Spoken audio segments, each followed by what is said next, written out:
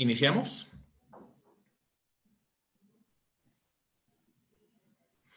Hola, ¿qué tal? Muy buenos días a todos. Les agradecemos mucho que nos acompañen a este espacio que genera el Instituto de Geología para seguir llevando temas de interés a la comunidad.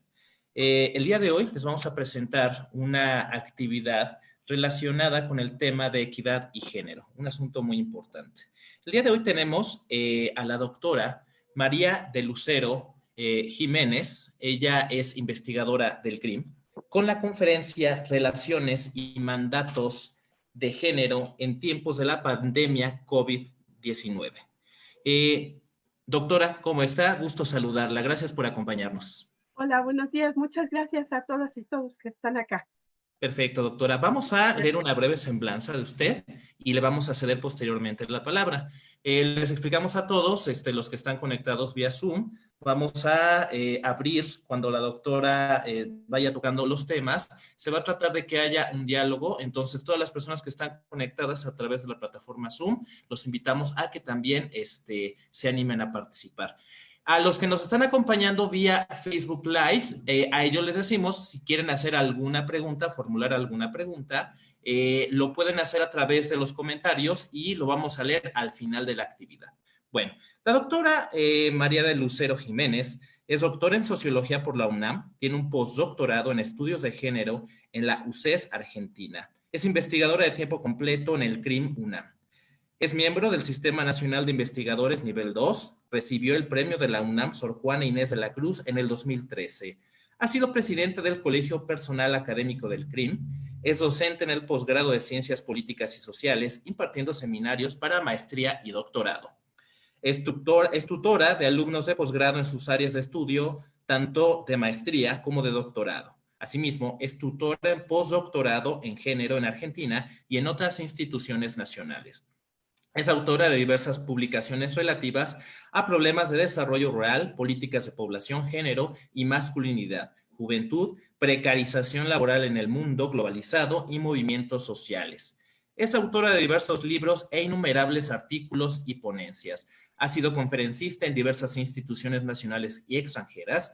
Ha coordinado redes y proyectos internacionales y multidisciplinarios y publicado libros bajo su coordinación acerca de la crisis de la masculinidad y crisis laboral, los casos de México y Argentina, jóvenes precarizados en el mundo globalizado, movimientos sociales y los jóvenes en México, España, Argentina y Chile, formas alternativas de trabajo en el mundo globalizado, México y Argentina. Es evaluadora de proyectos, artículos y libros de diversas instituciones nacionales e internacionales. Es miembro del comité editorial de diversas revistas especializadas nacionales y extranjeras. Y es dictaminadora en diversas instituciones nacionales y extranjeras de proyectos y libros. Asimismo, es parte de diversos órganos de la sociedad civil en temas de género, desarrollo, análisis de la coyuntura, entre otros. Pues un honor tenerla aquí con nosotros, doctora. Muchísimas gracias por la invitación. Le agradezco mucho al instituto, particularmente a ti que me contactaste, a las colegas que he tenido el gusto de conocer, a los colegas que también están en estas áreas. Para mí ha sido una muy grata sorpresa el darme cuenta que en el Instituto de Geología hay interés por estas temáticas. Eso en realidad para mí es novedoso y me resulta sumamente importante para el desarrollo de la universidad y de proyectos multidisciplinarios que espero que a partir de ahora llevemos a cabo, y un diálogo también entre ciencias, que para mí es algo muy, muy importante. Como les había comentado en la reunión previa, me interesaba mucho que esta plática tenga mucha participación de la gente que está en nuestra plataforma y ojalá muchas preguntas de la gente que se ha interesado y que lo va a hacer vía otras redes sociales que veremos al final, ¿no? En ese sentido, si les parece bien, voy a ir introduciendo algunos elementos que son como muy importantes, que para algunas personas que trabajan la temática pueden ser cosas ya sabidas, pero que creo que nunca debemos de dejar de insistir en ellas. Y para personas que están entrando apenas en la perspectiva de género, me parece importantísimo que se den cuenta de que esto es parte de nuestra vida cotidiana. Nosotros vivimos en el género vivimos con base en mandatos de género, vivimos reproduciendo los mandatos o cuestionándolos y transformándolos. Y creo que es muy, muy importante que todas las personas entremos a conocer esto, porque creo que a partir del conocimiento de esta problemática, todos y todas nos vamos a comprometer en un cambio de estos mandatos. Ese sería como el final, pero me gusta que sea el principio. ¿En qué sentido? Diferenciar de forma contundente lo que es sexo y lo que es género. Cuando nosotros hacemos esto, evitamos muchas confusiones y muchas discusiones estériles. Por ejemplo, de voces que dicen, pero si somos distintos, ¿por qué pretenden que seamos iguales?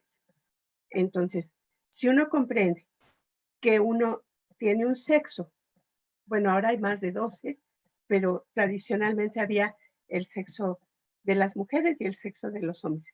Y eso es biológico, tiene que ver con tu conformación física, tiene que ver con tu conformación de los genitales, es algo que nos distingue mucho.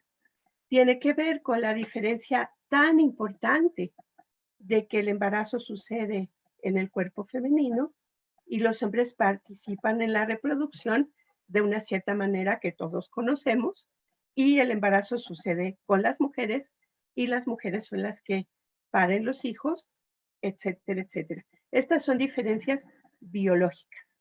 Y antes se consideraba solamente se puede ser hombre o mujer, así se nace y así se muere.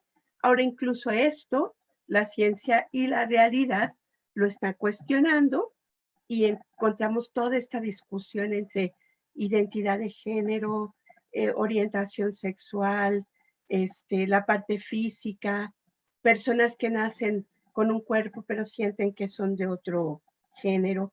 ¿Y qué pasa con esto? Y están siendo operados.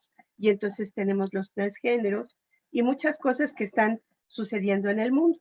Pero digamos, quedémonos con que sexo es un elemento de la biología, de la naturaleza. Y luego entran ahí, incluso entran factores sociales, pero dejémoslo ahí.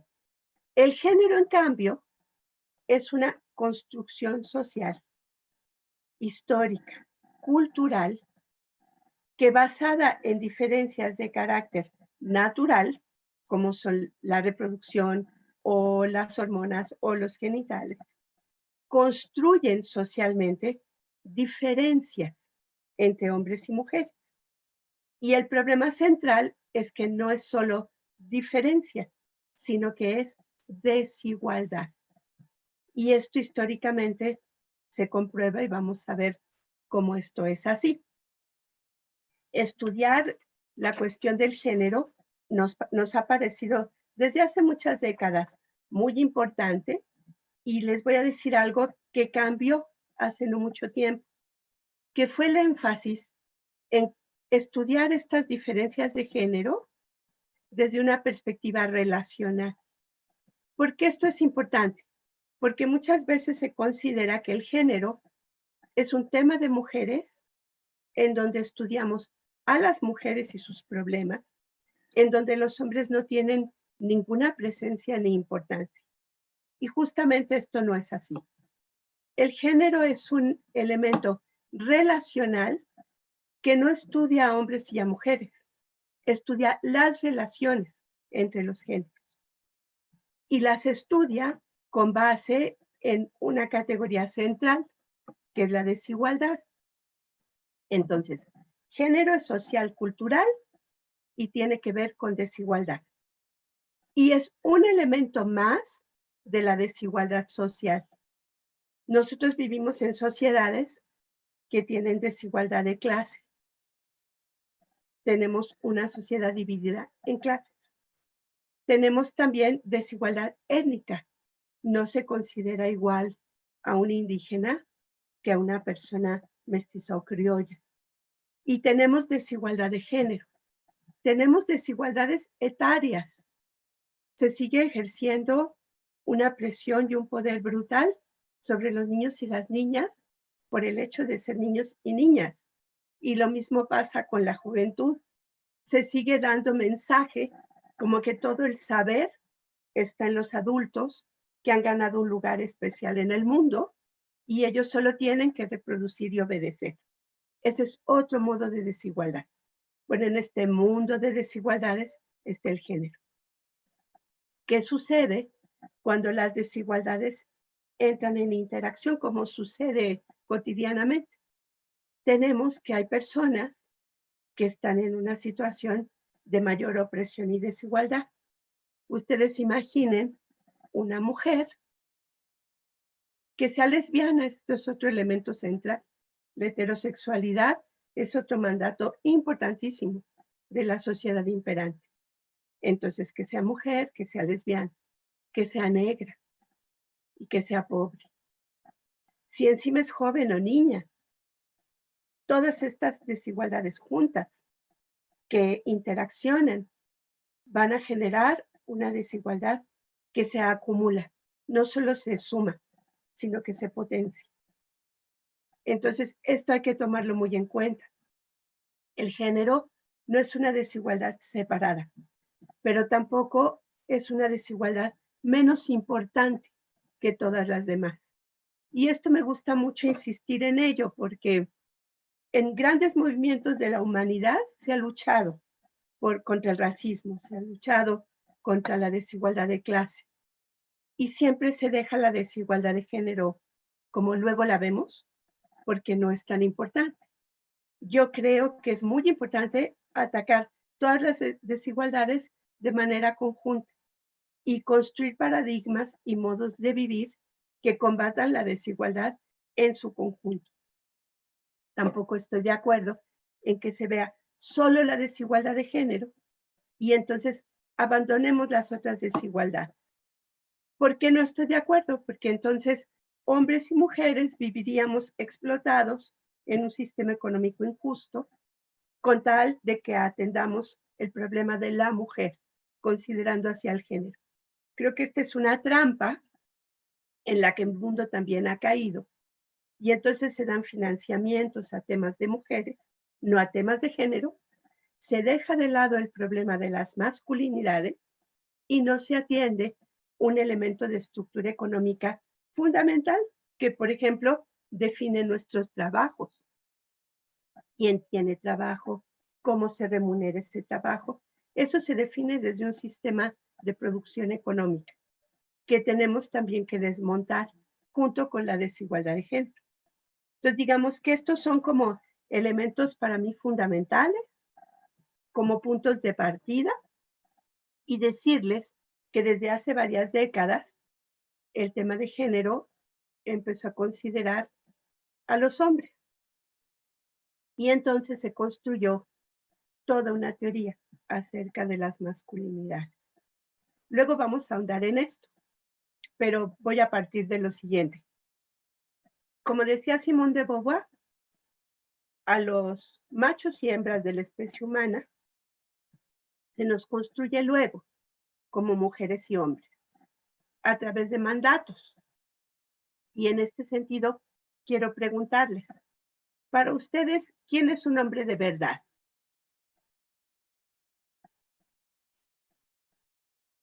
Si me pueden ayudar a preguntar. Pues, por ejemplo, un hombre de verdad, como pues siempre, bueno, como que todo parte en, por ejemplo, a nivel personal, a mí me ha tocado ver sobre todo la parte de la proveeduría, que eres un buen proveedor, ¿no?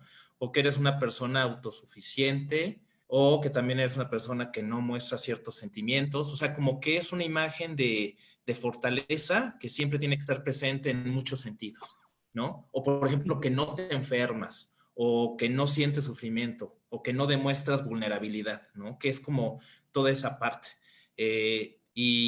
O sea, yo la he vivido sobre todo en ese sentido. Ay, que tienes que cumplir ciertas funciones muy específicas, ¿no? Como que te limita, es limitante en cierto sentido. Así es. ¿Alguien más de la plataforma que quisiera dar su opinión? Pues yo diría que un hombre de verdad, y como nos lo venden, es el que cumple con la construcción social y el patrón que se le ha definido y que se le ha otorgado casi por mandato, o sea, a lo que estamos acostumbrados y que cumple con lo que se espera de él. Ese sería como un hombre de verdad. Digamos, ¿qué características debe de tener un hombre en el mundo doméstico y en el mundo público? El hombre estereotipado, lo que nosotros Heterosexual. vamos a llamar la masculinidad más tradicional o hegemónica. Debe de ser un proveedor, por ejemplo. Heterosexual por lo general, ¿no? También. Sí, ese es un mandato importante, heterosexual y proveedor. ¿Y qué papel tiene en el hogar, por ejemplo? Es un mero participante más, ayuda en las labores, pero no se involucra al 100%. Él ayuda a la mujer, ayuda con los hijos, en lugar de tomar una participación directa como le correspondería siendo miembro de la familia. En la división tradicional del trabajo, entonces el hombre, como tú dices bien, en el mejor de los casos, ayuda. No es un corresponsable de las labores Exacto. del hogar, ¿no? Ni de lo Ujú. doméstico ni de la crianza. Así Y es. esto es así porque se le atribuyen una serie de características naturales, innatas, ¿no? Entonces, era lo que decía el compañero, el hombre es fuerte, el hombre es invulnerable, en contraparte no es otras cosas. Y estas otras cosas lo es una mujer de a de veras, ¿no? Una mujer de a de veras, ¿qué características tiene? Una mujer que Delicada, admite, educada, ¿sí? Callada. comprensiva, Bonita. de Y más. hecho, bonita. Sí, Hogareña. hogareña. Algo que tiene mucho que ver con lo que hemos estudiado es esa característica del ser humano que vive para los demás, que es innata y naturalmente altruista, que de forma natural le sale estar al servicio de los otros, y esto se ve en todos los ámbitos de la vida. Inclusive, cuando la mujer se incorpora al trabajo, lo hace inicialmente en trabajos que son como una extensión del hogar. Lo mismo cuando inician carreras universitarias.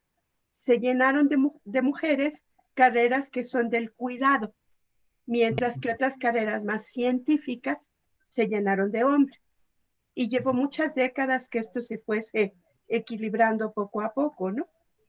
Lo que es muy interesante, y este es otro elemento del género que hay que visibilizar, es que nos educan con mundos dicotómicos. ¿Es esto o lo otro? En contraposición de. Entonces, si la mujer es altruista, el hombre no lo es.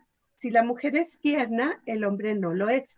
Si la mujer es generosa, el hombre es competitivo. Si la mujer es afectuosa, el hombre no, el hombre es duro y solamente provee a la familia. Y entonces se construyen estereotipos con base en los cuales pasan cosas muy graves, como por ejemplo, un hombre que no por su responsabilidad personal, sino por condiciones del mercado de trabajo, está imposibilitado de proveer a su familia, sobre todo si lo ha hecho anteriormente y en ciertos sectores sociales, ese hombre deja de ser un hombre. Y en los estudios que nosotros hemos realizado, tenemos un libro que se llama ¿Cómo seguir siendo hombre en medio de la crisis económica? Y entrevistamos hombres que perdieron su trabajo o tuvieron una disminución laboral importante. Y ellos nos demostraron con sus testimonios que la pérdida del ser proveedor es la pérdida de la identidad como hombre y como sujeto. Algo que es muy interesante es que los hombres que se sienten muchas veces, y así les venden la idea, como todopoderosos, como las personas que controlan el mundo, como la posición privilegiada del universo, en realidad no se dan cuenta de que viven una situación verdaderamente tóxica y endeble. Les pongo un ejemplo, los hombres toda su vida tienen que demostrar ser hombres. Eso es algo que a las mujeres no nos sucede. Las mujeres nacemos mujeres y ya somos mujeres. En todo caso, somos malas mujeres si no cumplimos estrictamente con el mandato social de la feminidad. Pero no se pierde la categoría de mujer. Se perdía, y esto cada vez es menos, sobre todo en ciertos países y sectores sociales si la mujer no era madre. Entonces ahí sí era como incompleta, ¿no?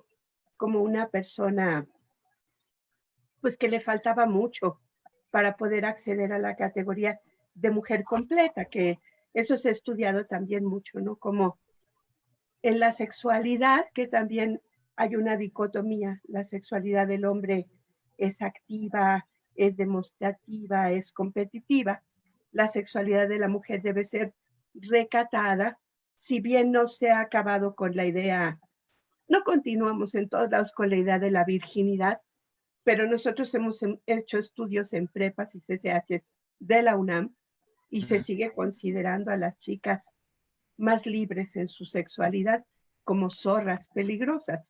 Y así las definen los propios compañeros, ¿no? Las propias compañeras. Entonces sí se requiere un cierto recato para ser considerada como una mujer con la que vale la pena, por ejemplo, procrear o compartir la vida. A las mujeres se nos sigue clasificando de diferentes maneras, ¿no? Mientras que el hombre, pues si tiene mucha demostración de su sexualidad, pues es parte de su crecimiento, es parte de su desarrollo, puede ser al final hasta benéfico para las mujeres. Yo hice investigación con hombres con posgrado, dedicados a ser funcionarios públicos, investigadores, etcétera, y en su discurso se veía que esto prevalece. Para ellos hay una diferencia natural entre la sexualidad femenina y la masculina.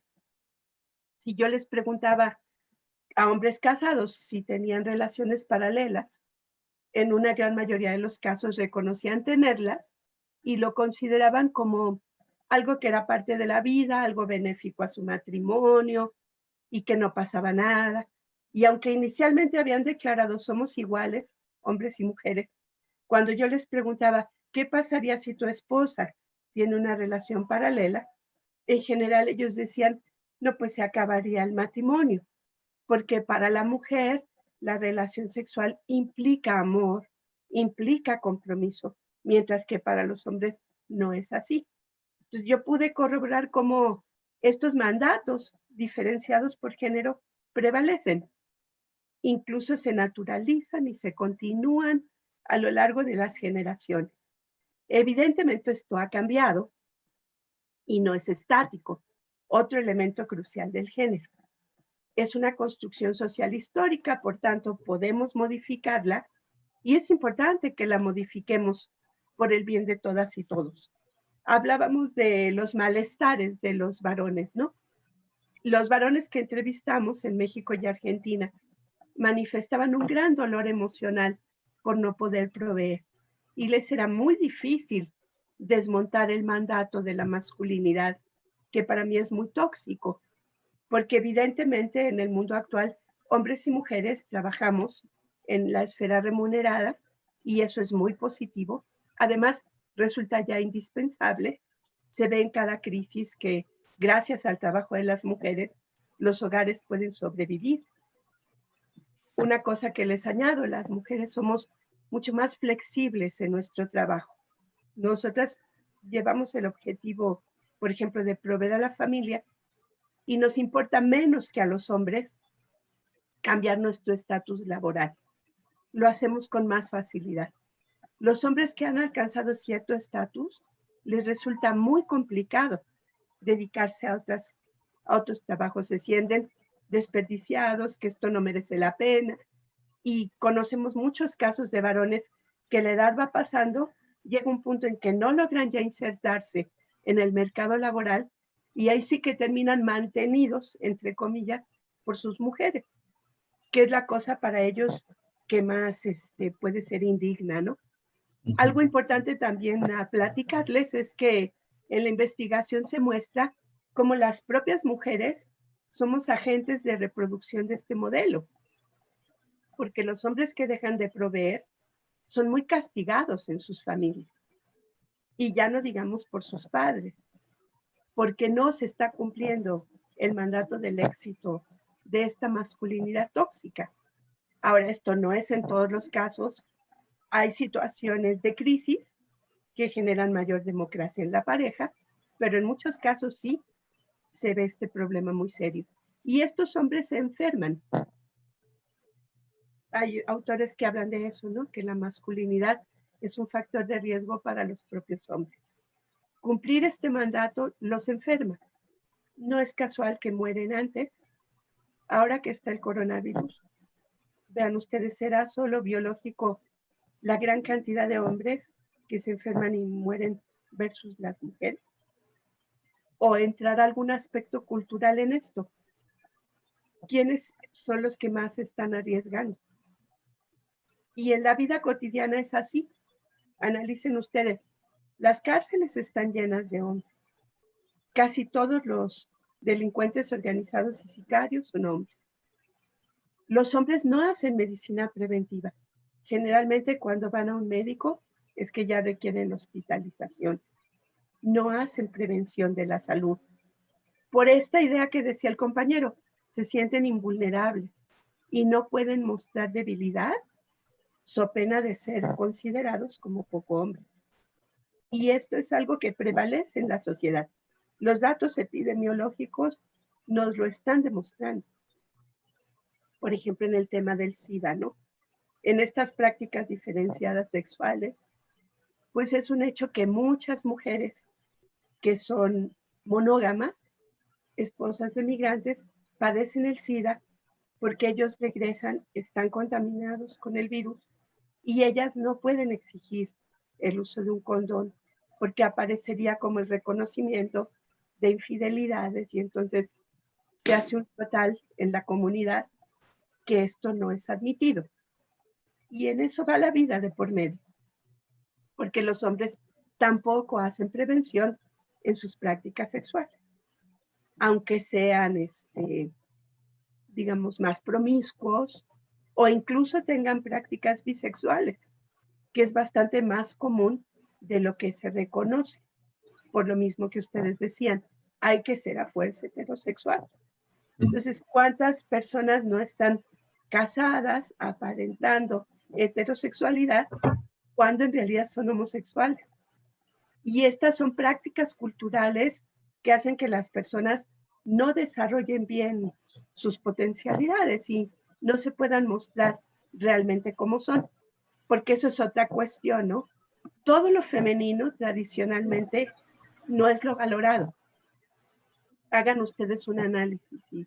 En general lo valorado en el mundo es el éxito económico, el éxito político, el estatus. Y eso lo detentan los varones. Es difícil un reconocimiento social para el trabajo de lo doméstico. Es algo que se hace diario, que no se reconoce, ni siquiera se remunera. Bueno, quisiera que aportaran ustedes más elementos de mandatos de masculinidad y feminidad tradicional. La vestimenta. Hay incluso colores, estampados, figuras que los hombres no pueden utilizar porque está mal visto, porque demerita su masculinidad. E incluso también en algún momento el que una mujer, por ejemplo, utilizara pantalones o ropa un poco más holgada era signo de muchas veces de su lesbianismo o cosas similares, ¿no? O sea, podría ser catalogada de distintas formas únicamente por no respetar el estándar de vestimenta que debería de tener una mujer femenina en este caso. Así es. Es que todo es estereotipado desde el momento en que nacemos hasta los colores. Exacto. Me invitaron en arquitectura a dar una conferencia, me gustó muchísimo porque había cerca de 500 jóvenes, hombres y mujeres, y eso me encantó estar con ellos. Y les di la palabra de sus malestares de los jóvenes. Y un joven, por ejemplo, me dijo, yo realmente sufrí mucho porque a mí siempre me ha fascinado cocinar y mi mamá me impedía entrar en la cocina. Eso era un tema de mujeres. Nunca pude desarrollar nada, mis potencialidades culinarias, porque era un tema de mujeres. A ese extremo.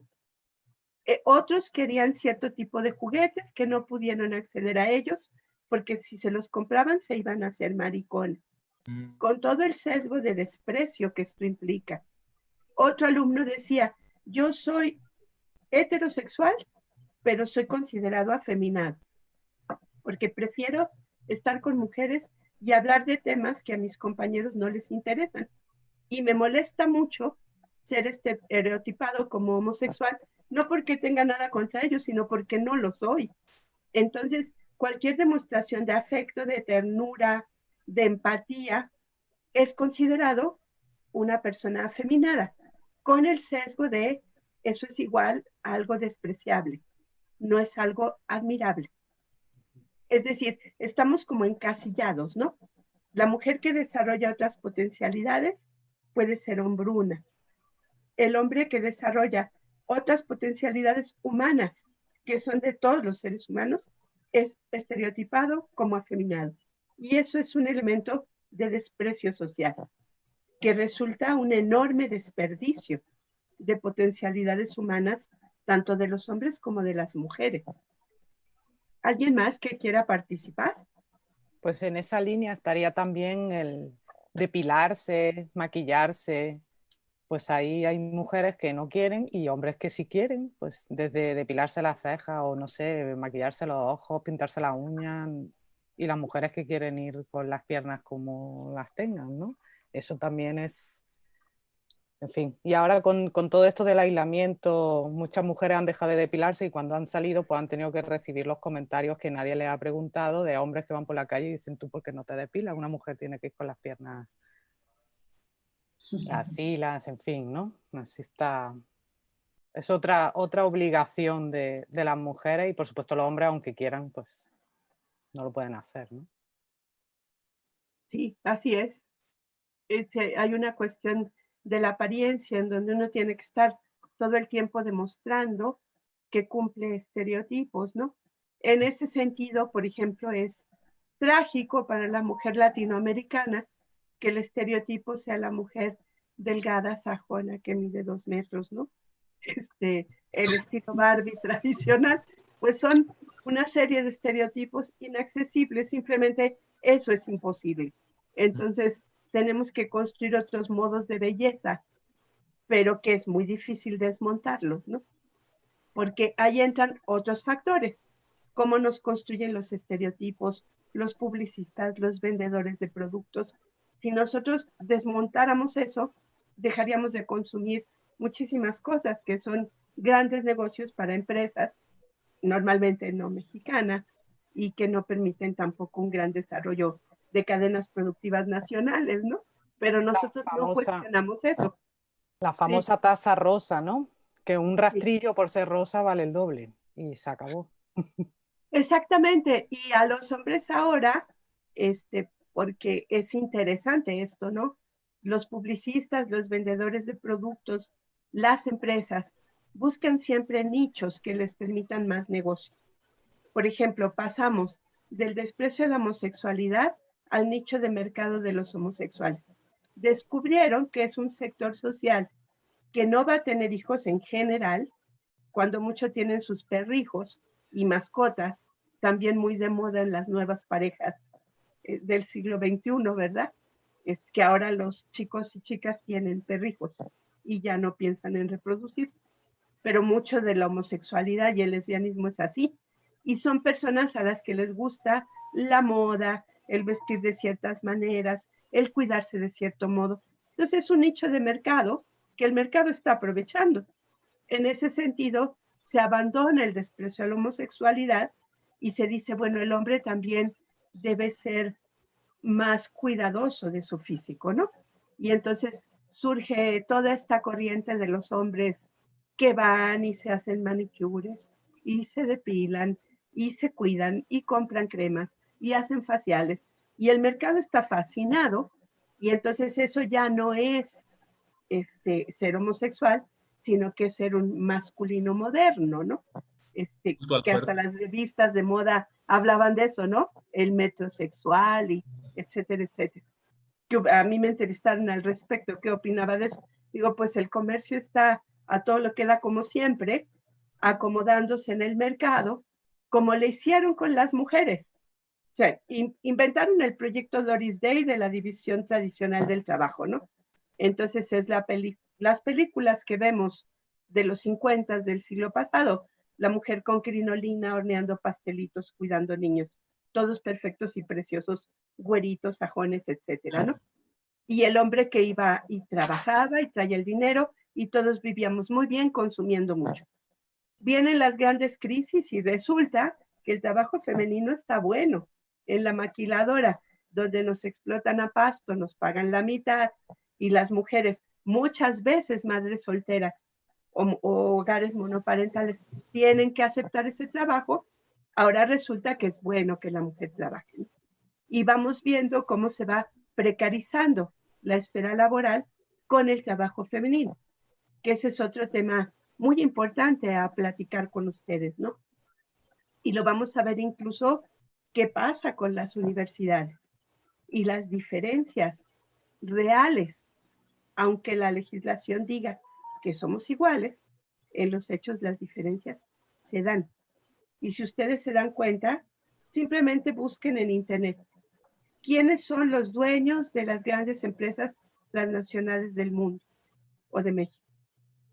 Van a encontrar que mayoritariamente son hombres, a pesar de que la mujer se ha incorporado al trabajo hace muchísimas décadas, ¿no? Y en los países desarrollados también. Sigue habiendo la diferencia, la brecha salarial, y sigue existiendo un mayor trabajo de las mujeres en horas. Si ven la encuesta de uso del tiempo, ustedes verán que las mujeres trabajamos fuera del hogar, bueno, ahorita dentro del hogar, pero trabajo remunerado, y lo mismo hacemos el trabajo en los hogares. Entonces, sumemos las horas de trabajo, incluidas fines de semana, y las mujeres trabajamos mucho más. Y es algo aceptado cada vez con menos sonrisas por parte de las mujeres, porque entiendo que está habiendo mucho conflicto en este confinamiento. Pero sí es un modelo que se sigue reproduciendo en la esfera del trabajo, por ejemplo, ¿no? Y esto se considera normal. El hombre debe ser el exitoso. Es el representante de la familia en el mundo público. Y él es el que trae, digamos, la ley, las normas. Eso también es interesante en cuanto a la educación. Con Sí. lo que usted mencionaba, ¿no? Que si bien es cierto que si pones quiénes son los más exitosos en cuestión de empresa, inclusive política, van a salir los hombres, pero también los que están, las cifras de muertos, las cifras de presos son más hombres que mujeres y refieren a lo mismo, a los roles que cada uno cumple hasta ahora, ¿no? Suicidios también, ¿no? Yo tengo una pregunta al respecto. Sí. Hace unos momentos comentó que la mujer tendía a, que no tiene problemas, ¿no? Digamos, a cambiar su estatus en un trabajo, por decirlo de cierta manera. Entonces, ¿qué tanta relación puede haber eso con lo que comentó de que la mayoría de los puestos, de los altos puestos, está cubierto por varones?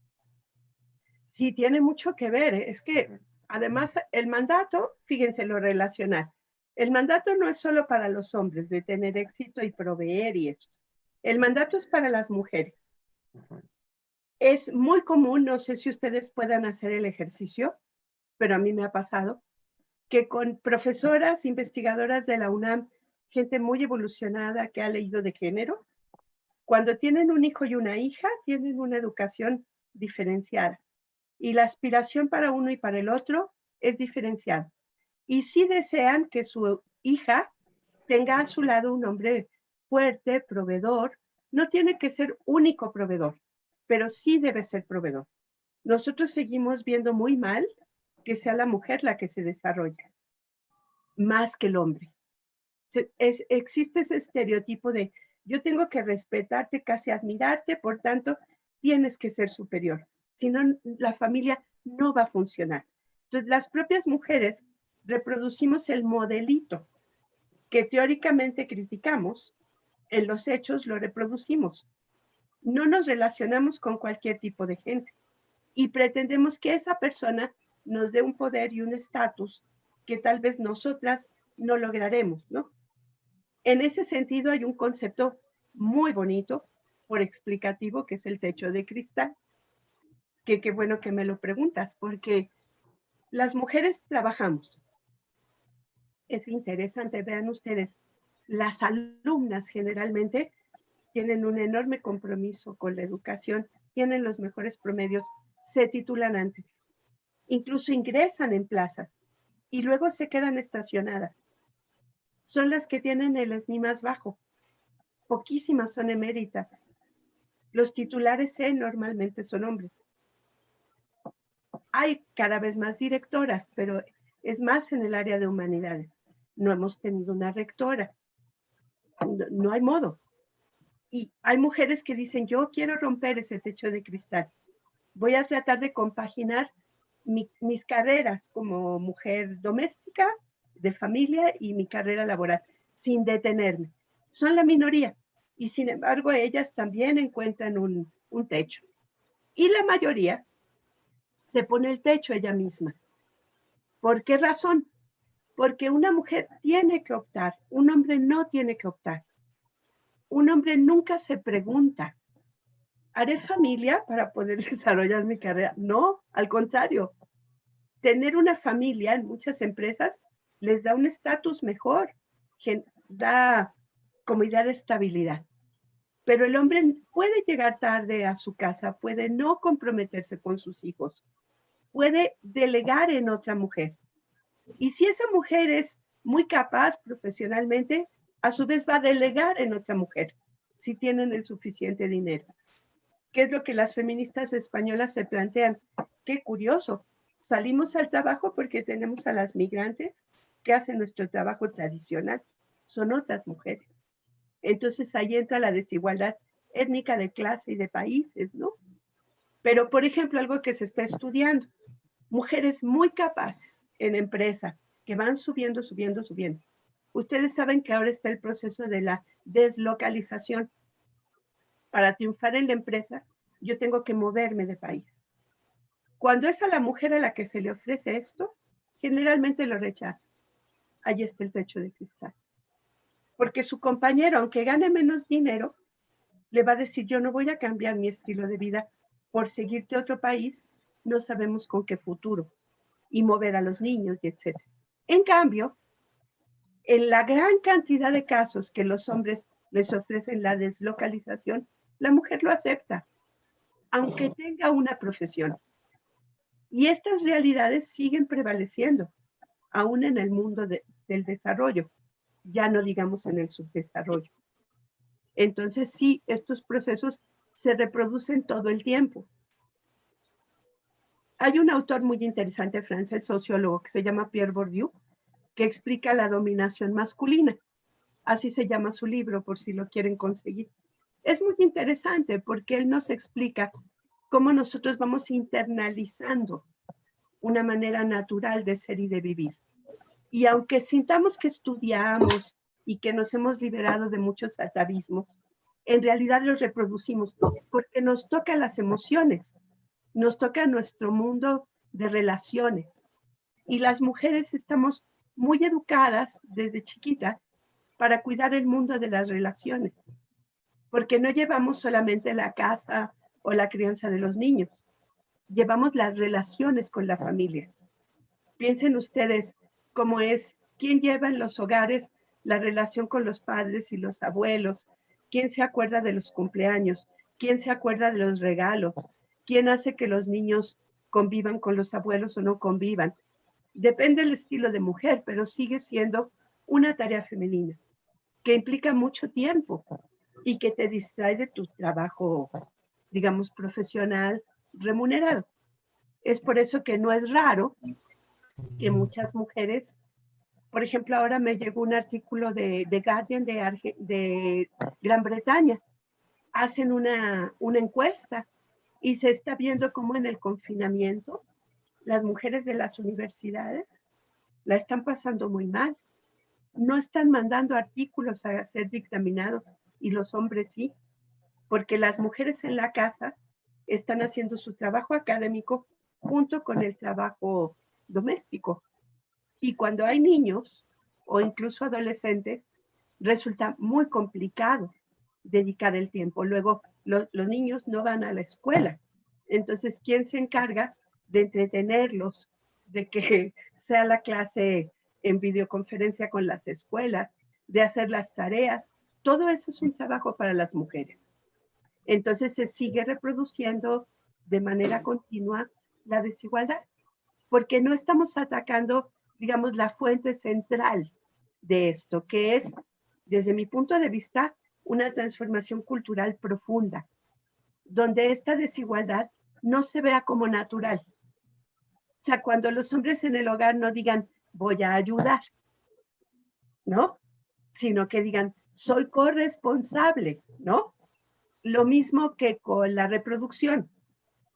Un querido colega maestro mío, Juan Guillermo Figueroa, defiende mucho el papel del hombre en la reproducción y dice, es que hemos sido vistos como facilitadores o obstaculizadores de la reproducción y nada más. Y no tenemos un papel en la vida de los hijos, ¿no? Bueno, yo creo que aquí hay un juego muy perverso como de todos lados, ¿no? No es solo que la mujer excluya al hombre, que sí lo hacemos, compañeras, hay que reconocerlo, diciendo tú no sabes hacerlo, mira, mejor lo hago yo, y entonces el hombre toma esto de pretexto y ya no participa.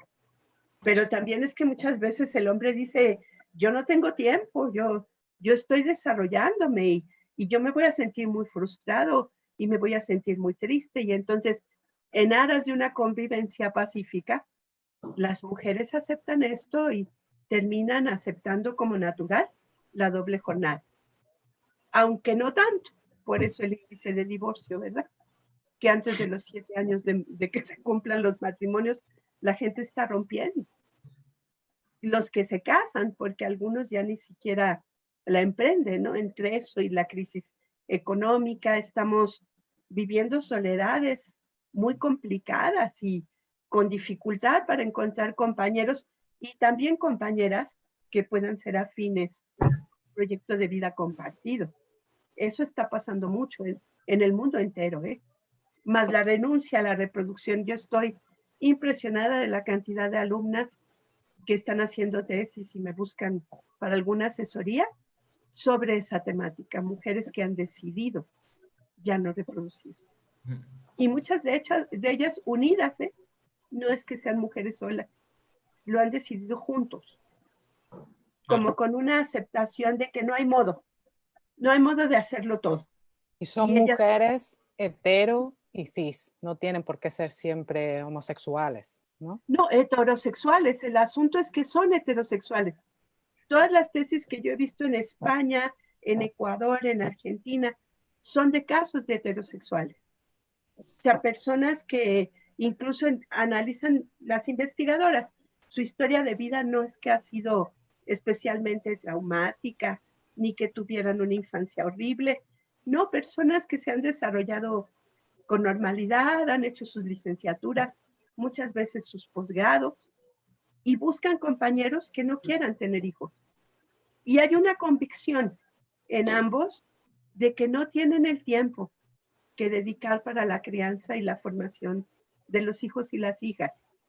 Entonces, esto yo creo que debe llamarnos la atención de hacia dónde está yendo nuestros proyectos de vida, ¿no? En reconociendo la grandeza de la diversidad y que todo debe de caber y es perfecto.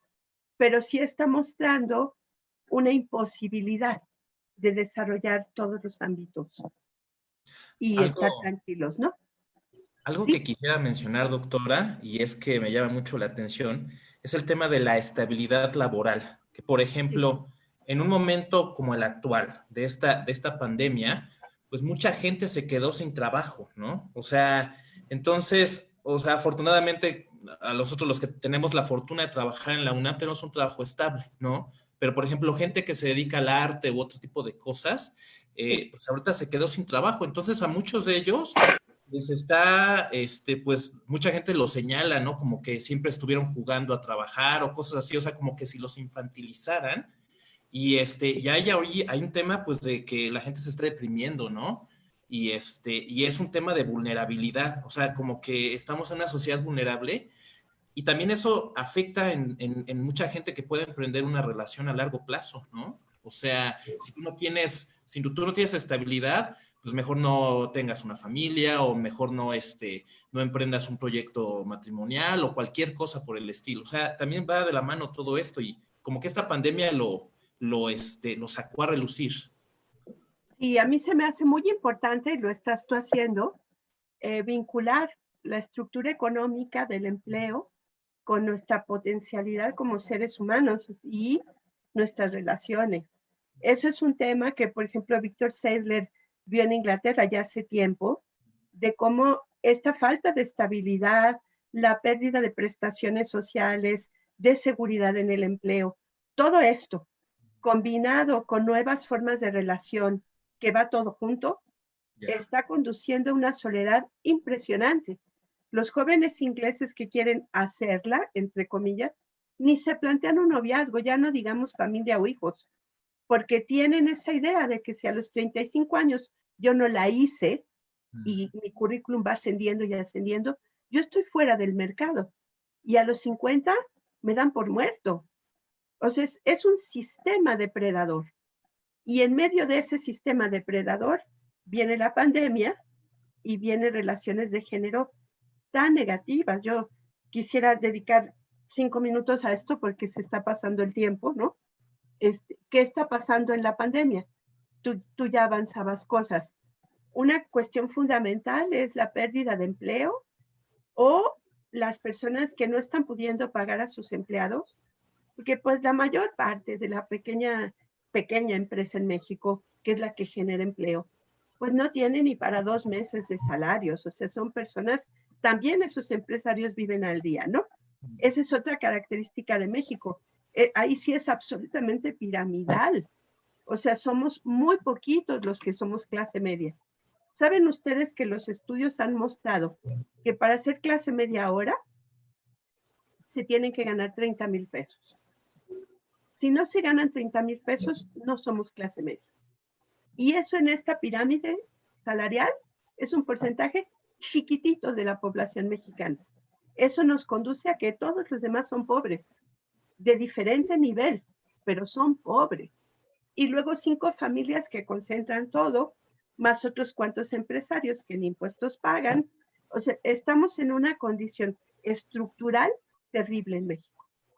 Entonces, si están hablando a Francia y Alemania de 500,000 millones de euros en los próximos meses para ayudar a su población, imagínense lo que requerimos en México. ¿Y de dónde va a salir ese dinero? La gente está desesperada.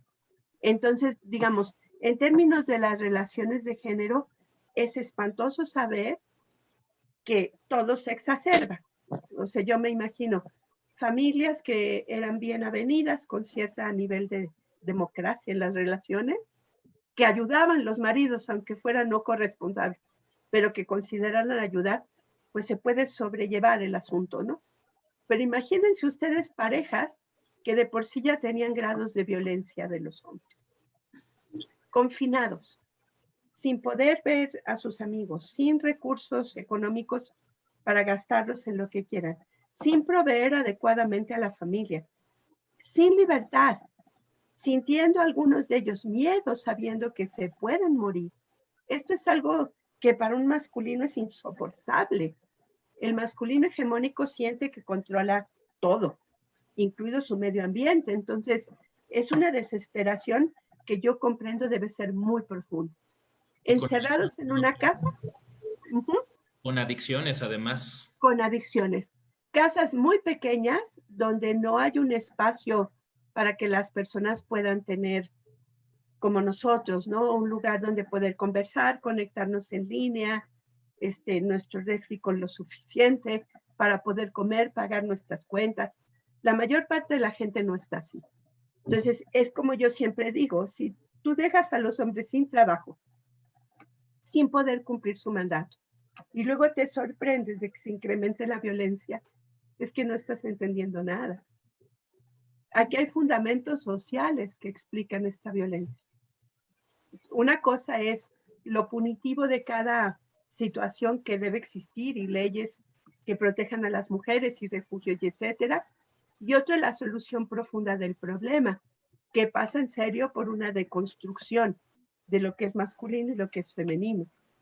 Porque mientras esto no suceda, vamos a seguir con una violencia brutal. Ahora, yo creo que habría que preguntarle a ustedes, los hombres, ¿Cómo ven esto desde construir su masculinidad? Si lo están haciendo, ¿qué han hecho para lograrlo? ¿Y qué tips les dan a sus compañeros para transformarse, no? Porque nosotros desde las mujeres tenemos muchos análisis y queremos masculinos no tóxicos y compañeros más solidarios. Lo tenemos muy claro, pero el trabajo también está en ustedes, en el diálogo entre ustedes. ¿Y cómo la ven para poder enfrentar esto? Yo les dejo la palabra, los minutos que quedan, por favor. Ok, tomo un poco la palabra. Bueno, en cuanto a eso que comenta de esas, digamos, identidades, ¿no? Que han sido planteadas y que luego se rompen y entran en unas crisis de identidad con respecto a eso porque no se cumple lo que se había grabado y todo eso. No sé si tenga una relación directa con la cuestión de cómo se va aplanando la curva de crecimiento poblacional, como lo comentó hace unos momentos. Entonces, comenta que tiene mucho que ver con eso, pero no sé si usted conozca, voy a escuchar alguna vez de un experimento llamado Universo 25 con ratones. ¿Sí? Entonces, Cuéntame, platícanos. ok. Lo que pasa es que ese experimento se hizo donde se le daba, digamos, las condiciones ideales a un grupo de ratones. Entonces, el estudio es ver cómo se ha comportado la población a lo largo del tiempo, donde se les plantea un paraíso prácticamente, ¿no? Donde se tiene acceso a todo, comida, y muchas facilidades, como lo tenemos ahora en cierta manera. Entonces, el patrón de comportamiento de la población está siguiendo algo muy similar al que tenemos nosotros ahora como humanos. Entonces, incluso al comportamiento de varios grupos sociales, pues como también la reproducción disminuyó muchísimo. En algunas ocasiones ha incrementado mucho la agresividad en las hembras. Los machos ya no se interesan en absolutamente nada más que en sí mismos. Entonces, está muy interesante. Qué Está muy interesante. interesante y a lo mejor existe una relación también con lo que vemos ahora, pues entonces, esa es una, ¿no? Otra, un paréntesis que quiero abrir antes de que se termine el tiempo. Es una inquietud que tengo. Su perspectiva de ver estas cosas está muy interesante, la verdad, ¿no? Se me hizo muy buena. Y quisiera ver cuál es su opinión con respecto a las escuelas, en la educación básica. Eso de las diferencias entre niñas y niños en los uniformes, cabello, etcétera. ¿Cuál es su opinión al respecto? Mi opinión es que si queremos que esto se transforme, tenemos que cambiar todos los patrones de la educación en los más chiquitos y chiquitas. Ujú. Si no hacemos eso y no lo hacemos como una política pública deliberada, con una capacitación en género para los y las maestras, no vamos a avanzar. No podemos esperar el cambio en cada familia. Tenemos que preparar a las personas que educan a los pequeños.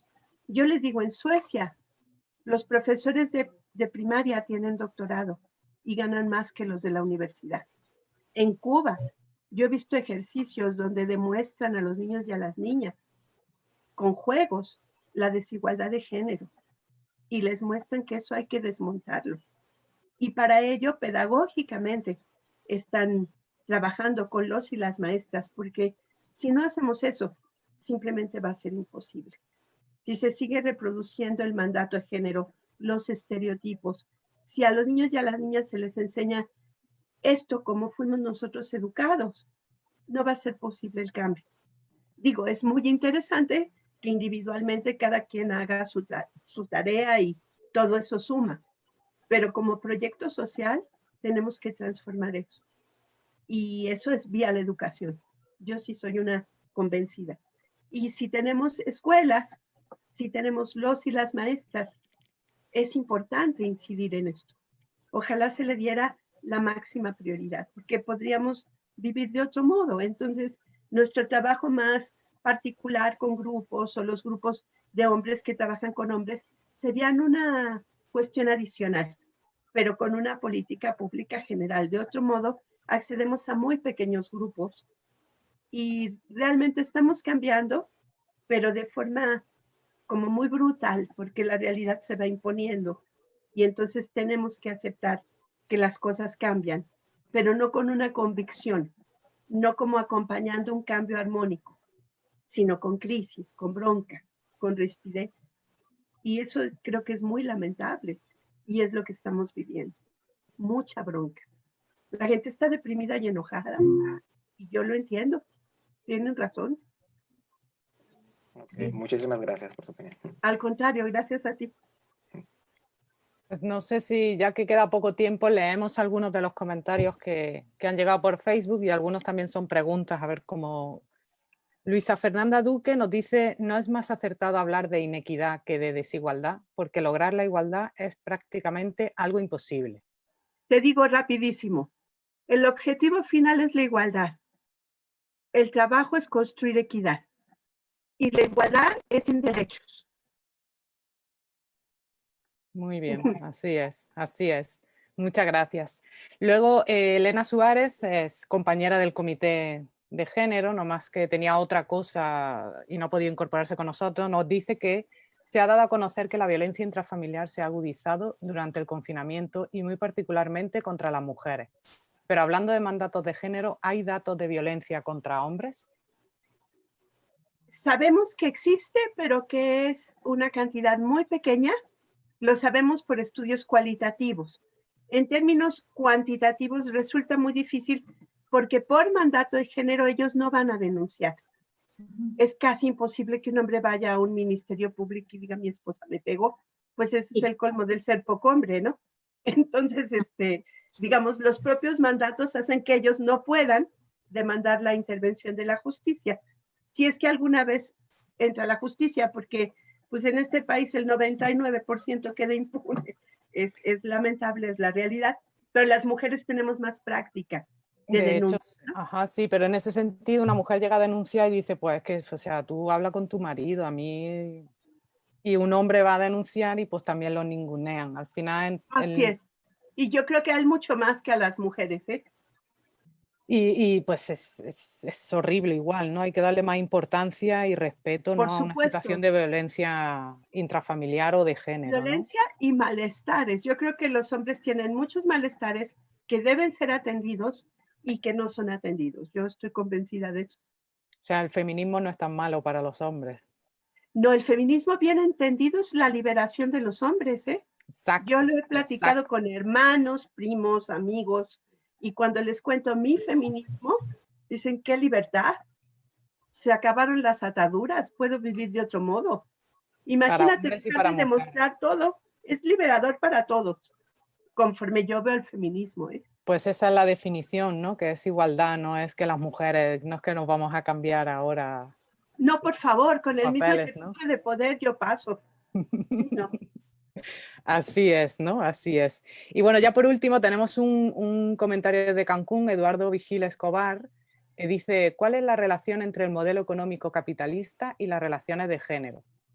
En ese sentido, la presión social acentuada por la contingencia sanitaria actual para un cambio de paradigma económico y el establecimiento de una nueva normalidad donde haya un equilibrio ambiental y se deje de lado el homocentrismo.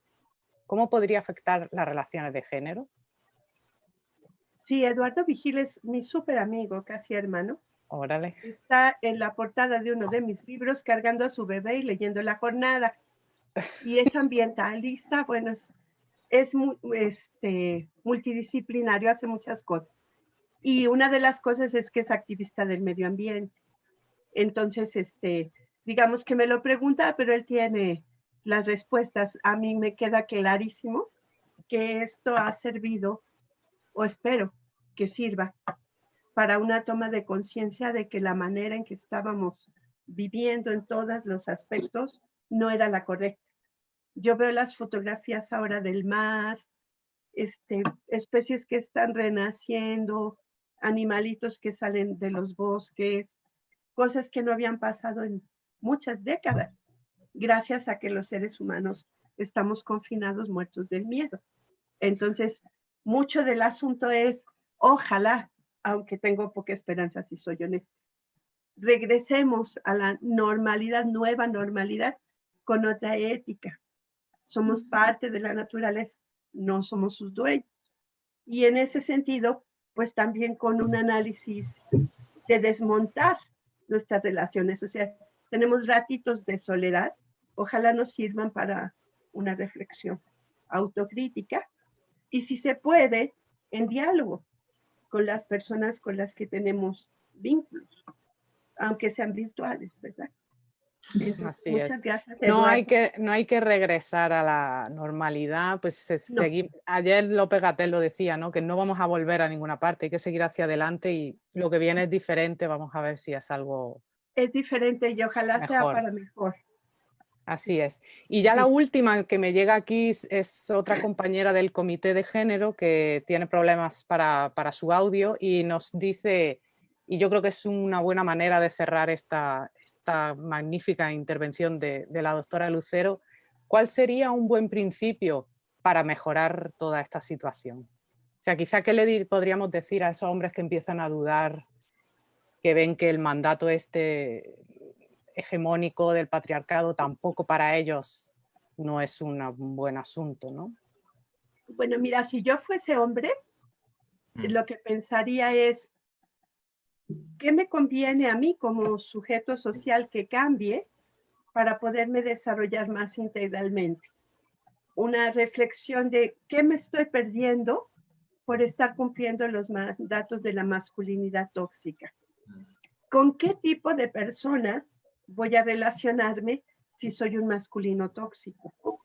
¿De qué manera tengo que cambiar para poder acceder, si soy heterosexual, a compañeras con una relación horizontal y democrática basada no en la subordinación, sino en el respeto, en el reparto de tareas más equitativos? Una cosa fundamental, creo, para los hombres, compañeras que no vayan a utilizar, por ejemplo, su capacidad reproductiva para luego manipularlos a través de los hijos. Una relación afectiva con sus propios hijos para que eso pues quede en la historia de los hijos, ¿no?